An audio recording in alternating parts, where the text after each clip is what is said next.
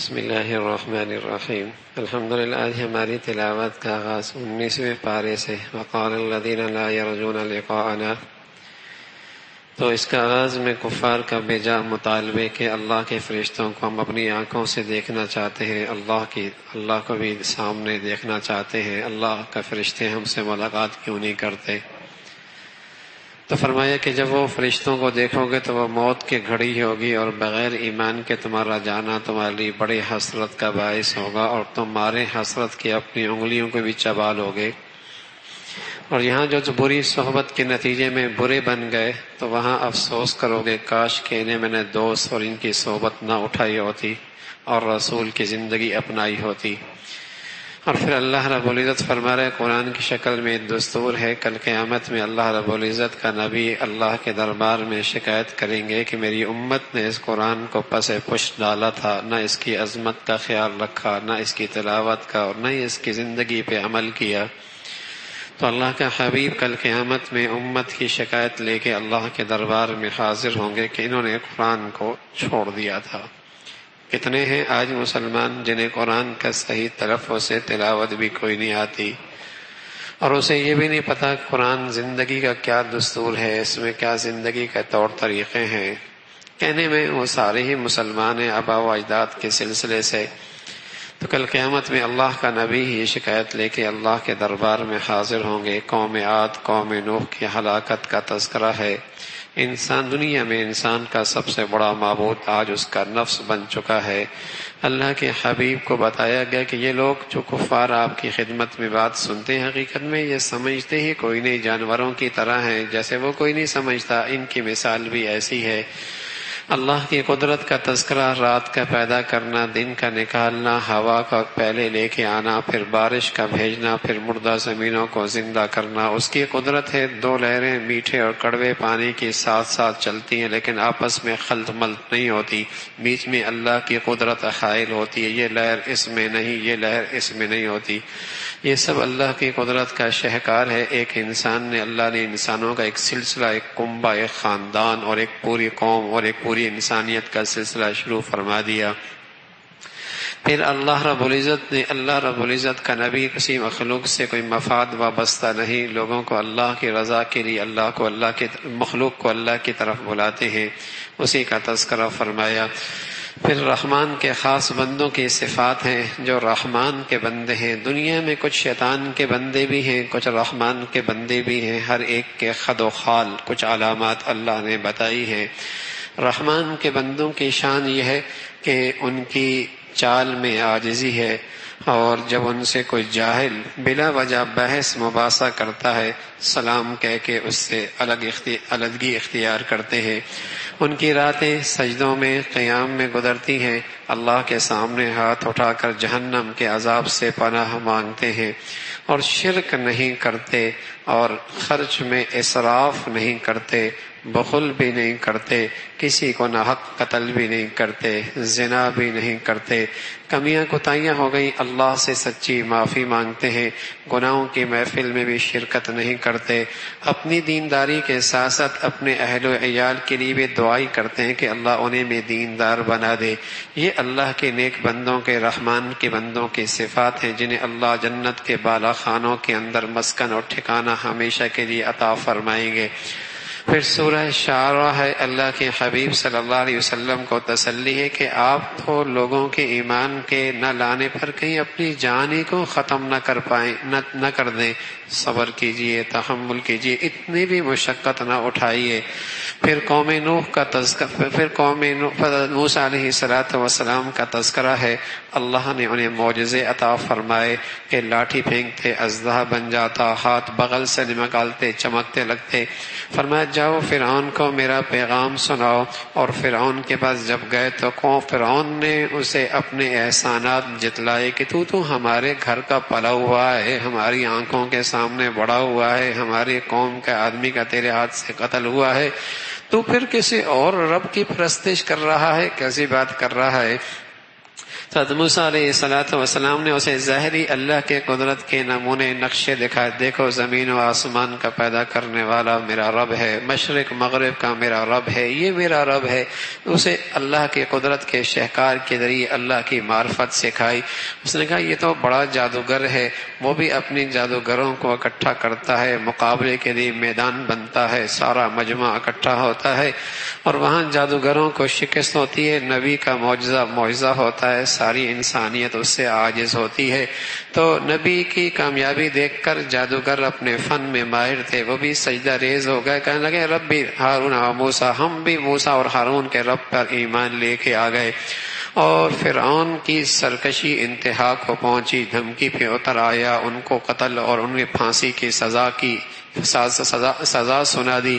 جادوگر اپنے ایمان سے نہ ہٹے۔ ایمان کیا تھا؟ پہاڑوں جیسا مضبوط ایمان کی دولت اللہ نے انہیں چند لمحوں کے اندر عطا فرما دی تھی، اس کا تذکرہ فرمایا۔ پھر حضرت ابراہیم، پھر قوم حضرت موسیٰ علیہ السلام قوم کو لے کے آئے اور وہ اپنا لاؤ لشکر پیچھے لے کر گرفتار کرنے کے لیے آئے۔ آگے جب قوم بنی اسرائیل کی موسیٰ علیہ السلام کی قیادت میں پہنچی تو آگے دریا ہے، پیچھے فرعون ہے، گھبرا گئی، اب تو مارے گئے۔ فرعون موسیٰ علیہ السلام کہاں لے کے آ گیا؟ آگے دریا ہے، آگے جاتے ہیں تو ڈوبتے ہیں اور مرتے ہیں، پیچھے دیکھتے ہیں تو دشمن کے ہاتھوں میں جاتے ہیں، تو ہمیں کہاں لے کے آ گیا؟ نبی کا یقین بھی عجیب ہوتا ہے، سارے موت کے نقشوں کے اندر نبی پھر بھی مطمئن ہوتا ہے کہ اللہ اللہ ہے، اپنی قدرت کے ساتھ ہے، چاہے تو دشمن کے اندر سے راستے نکال دے اور چاہے تو سمندر اور دریا کی طغیانیوں کے اندر سے زندگی کا سامان پیدا کر دے۔ یہ جتنا نبی اپنے اللہ کو پہچانتا ہے مخلوق میں کوئی نہیں پہچانتا، اس لیے اس معرفت کے بقدر ان کو اللہ کی قدرت پر، طاقت پر یقین بھی ہوتا ہے۔ بظاہر سارے نقشے موت کے ہیں لیکن نبی کہتا ہے اللہ میرا ساتھ ہے، میرا اللہ مجھے راستہ ضرور دے گا۔ سمندر کے اندر لشکر کو بھی اپنی ساری قوم کو ڈال دیا، اللہ رب العزت نے لہروں کو یوں دیواروں کی طرح کھڑا کر دیا، دیواروں کی طرح کھڑا کر دیا۔ ہر پورے قوم کے سارے قبیلے مختلف راستوں کے اندر ایک دوسرے کو درمیان میں کوئی نہیں دیکھ رہے، دیواروں کی طرح لہریں کھڑی ہوئی، دریا سے پار ہو گئے، سمندر دریا کے اندر سے نکل گئے۔ تو پیچھے دشمن نے دیکھا کہ راستہ بنا ہوا ہے اور یوں لہریں اوپر ہیں، پانی کے اندر سے چلتے جا رہے ہیں، انہوں نے بھی اپنی فوج بیچ میں ڈال دی۔ اللہ ہے کسی کے لیے ایک ہی چیز کو زندگی کا سامان بنا دے اور وہ اللہ ہے جس کے لیے چاہے اسے موت کا نقشہ بنا دے۔ اور وہی قوم، وہی فوج اپنے لاؤ لشکر کے ساتھ دریا کے نظر ہو گئی۔ اللہ کی قدرت ہے بھائی، اللہ آج بھی اپنی قدرت اور طاقت کے ساتھ موجود ہے، چاہے تو زندگی کے نقشوں سے موت دے دے، موت کے نقشوں سے زندگی دے دے، مرضی اس کی ہے، قدرت اس کی ہے، طاقت اس کی ہے، بس اس کے چاہ لینے کی بات ہے۔ یہ قرآن کا سارا منظرنامہ اور یہ انبیاء کے دشمنوں کا یہ انجام اور ذلت آمیز شکست اور ان کی تباہی اور بربادی اہل ایمان کے لیے ہمت اور حوصلے کا سامان ہے کہ اللہ کے بن کے دیکھو اللہ تمہارے دشمنوں کو کیسا ملیا میٹ کرتا ہے، اور پھر اللہ کی قدرت تمہارا ساتھ کیسے دیتی ہے۔ اللہ کے دشمنوں کے ساتھ یہ معاملہ پہلے بھی زمین پہ ہو چکا ہے، آسمان نے بھی یہ منظر دیکھا ہے۔ تو یوں فرعون کی ساری قوم افارا لشکر لاؤ لشکر اپنے باغوں سے نکل، اپنے محلات سے نکل کر دریاؤں کے نظر ہو گیا اور وہ بربادی اور ہلاکت کا نشان بن گئے۔ فرعون کی لاش لہروں نے اسے باہر پھینک دیا، آج بھی اس کی لاش عبرت کا نمونہ بنی ہوئی ہے۔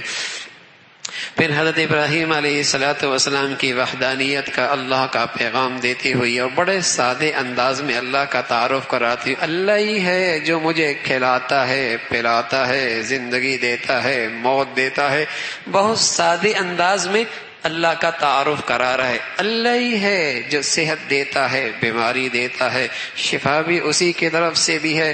بیماری بھی اسی کی طرف سے بھی ہے، کھلاتا بھی وہی ہے، پلاتا بھی وہی ہے، زندگی بھی اسی کے ہاتھ میں، موت کے نقشے بھی اسی کے ہاتھ میں ہے۔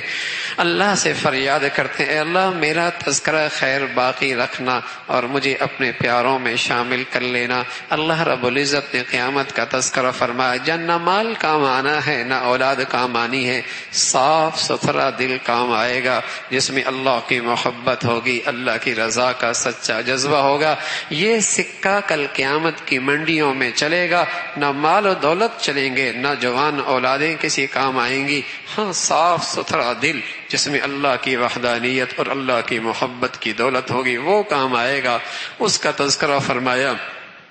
پھر قوم عاد کا تذکرہ ہے، کیسے بڑی مہارت اور قوت اور طاقت رکھنے والی قوم تھی کہ پہاڑوں کو تراش کر محلات بنایا کرتی تھی، لیکن اللہ کی پکڑ تو بڑی سخت ہے، جب پکڑ پہ آ جائے تو ساری قوت طاقت اسی کی دی ہوئی ہے، اس کی طاقت کے مقابلے میں کہاں ٹھہر سکتی ہے۔ قوم سمود کا تذکرہ ہے، پھر قوم ہلاکت کا، قوم لوط کی ہلاکت کا نقشہ ہے، جو بے حیائی اور فحاشی کی انتہا پر تھی، لیکن اس پہ آنے والا عذاب بھی غیر معمولی تھا، پتھروں کی بری بارش ہوئی ہے۔ پھر قوم شعیب کا تذکرہ ہے، بڑی سرمایہ دار صنعت اور تجارت میں اپنے پاؤں پہ کھڑی ہوئی قوم تھی، جس کی معاشی حالات بڑے مضبوط تھے، لیکن ناپ تول میں کمی کرنے والی، اپنے نبی کی تعلیمات سے روگردانی کرنے والی۔ اللہ نے اس قوم کی ساری اقتصادی اور تجارتی منڈیوں کو جسے کہیں کہ تیز نیز کر کے انہیں عبرت کا نمونہ بنا دیا۔ پھر اللہ کا کلام ہے، اس کا تعارف ہے کہ اللہ کا کلام رب العالمین کی طرف سے آیا ہے، جبرائیل امین لے کے آیا ہے، محمد رسول اللہ کے دل پہ اترا ہے، اس کی زبان عربی ہے۔ اللہ کا نبی شاعر کوئی نہیں، اللہ کا کلام کہتے ہیں، اللہ کا دیا ہوا سکھایا ہوا کلام ہے، کسی انسان کا سکھایا ہوا کوئی نہیں۔ پھر اللہ کے نبی کو تلقین ہے کہ دعوت کا کام، دین کی خدمت کا کام اپنے گھر سے کیجئے، خاندان کو پہلے اپنا خاندان کو اس کی طرف پہلے متوجہ کیجئے، اس کا تذکرہ فرمایا۔ پھر سورہ نمل ہے جس میں قرآن کی عظمت کا تذکرہ ہے، اہل ایمان کے صفات ہیں، ایمان والے نمازوں کو قائم کرتے ہیں، اللہ کا دیا خرچ کرتے ہیں، یہ اللہ کے فرما بردار لوگ ہیں۔ موسیٰ علیہ السلام کو جو اللہ نے نبوت دی تھی اس کا تذکرہ ہے، پھر نبوت کے ساتھ جو معجزے دیے تھے ان کا تذکرہ فرمایا، اور پھر حضرت سلیمان علیہ السلام کو جو اللہ نے غیر معمولی سلطنت دی تھی اس کا تبصرہ قدر تفصیل کے ساتھ ہے کہ حضرت سلیمان علیہ السلام کو روحانی دنیا کی نبوت، سب سے بڑی دولت نبوت بھی ملی تھی، اور مادی دنیا کے نقشوں میں ایسی سلطنت ملی تھی کہ ہوائیں بھی آپ کے حکم کے تابع تھیں، جنات بھی آپ کی بات مانا کرتے تھے، پرندوں کی بولی بھی آپ جانتے تھے، بلوں سے نکلنے والی چمٹیوں کی زبان سے بھی آپ باخبر تھے۔ ایسی غیر معمولی سلطنت تھی، لیکن سبحان اللہ نعمتوں کی انتہا تھی، لیکن سلیمان کی زندگی میں عاجزی اور انکساری کی بھی انتہا تھی۔ یہی اللہ کے پیاروں کی شان ہے، جو اللہ کی نعمتوں میں اضافہ ہو ان میں عاجزی اور انکساری میں اضافہ ہو، اور اللہ کی نظروں سے گرے ہوئوں کی علامت ہے کہ ذرا سی کچھ حیثیت کیا مل جائے، قوت کیا مل جائے، طاقت کیا مل جائے، اختیار کیا مل جائے، جیب کیا گرم ہو جائے، گردن تن جائے، زبان کے بول میں کبر کے بول آنے لگے اور سب پہ نظریں حقارت کے پڑنے لگے، یہ اللہ کی نظروں سے گری ہوئی مخلوق ہے۔ اللہ کے پیاروں کی شان یہ ہے کہ نعمتوں میں کیا اضافہ ہو، عاجزی اور انکساری کے اندر بھی اضافہ ہوتا چلے جائے۔